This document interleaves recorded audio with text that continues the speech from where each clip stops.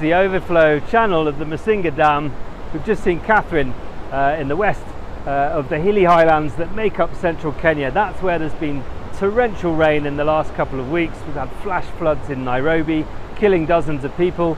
Now we're in the east, and all the water running off those highlands is coming this way into a series of reservoirs, and the one just up here above us on this slope is full to capacity, over capacity. The managers say by 2 meters, and that's why water's gushing down this channel.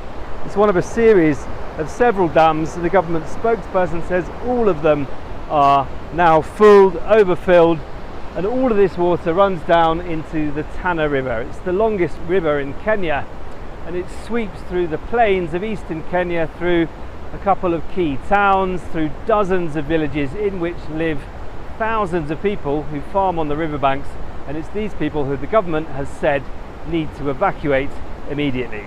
Well, the Tana River has already burst its banks in some places, including the town of Garissa, where it's also cut off the main highway from the capital Nairobi to Garissa, and that's prompted people to try and cross the torrents, the raging torrent, in boats instead, because they can no longer access the highway or get to the bridge. Now it's in video that we've seen from Sunday that one of those boats struggling to get across, loaded with many people, is caught in a very strong current, and in this incident the local authorities there have said more than 20 people have either died and been their bodies recovered, or many more still missing. Now this is the kind of challenges that people are having to deal with downstream just for transport, but there are also thousands of people who farm along the banks of the river, who fish there. These are their homes, they don't have anywhere to go.